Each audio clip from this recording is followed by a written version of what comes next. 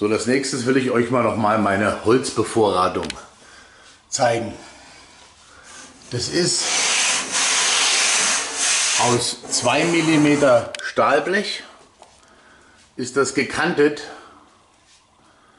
Hier sind solche Zwischenteile eingeschweißt und da auch, dass das nicht zu viel wird und man das Holz schöner stapeln kann.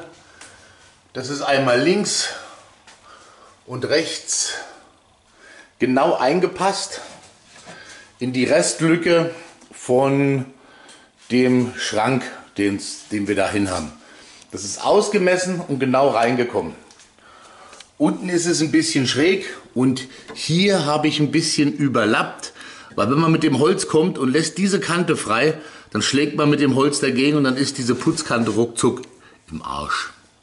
Deswegen bin ich hier ein bisschen vorgegangen, um 8 oder 10 mm, um diese Kante zu schützen. Das habe ich da gemacht und auf der anderen Seite. Und das ist halt jetzt das Ergebnis, hat sich meine Frau ausgedacht. Diese Holzbevorratung finde ich echt eine geile Geschichte. Wenn man sich das mal anschaut, es kommt wirklich wunderbar rüber. Und habe das auch schön mittig gemacht, weil das muss schon passen. Unten ist eine Stahlplatte unter dem Ofen. Die ist 10 mm, weil ich wollte es nicht auf die Fliesen stellen, weil die Fliesen immer ein bisschen unregelmäßig sind. Außerdem haben wir nicht mehr gehabt zur Ersatz, weil da war vorher ein riesen gemauerter Kamin und der war auch nicht mehr zulässig zur heutigen Standardisierung. Wobei wir jetzt neue Gesetze haben, danke Greta, und dann sehen wir halt weiter. Okay, das war mal die Holzbevorratung.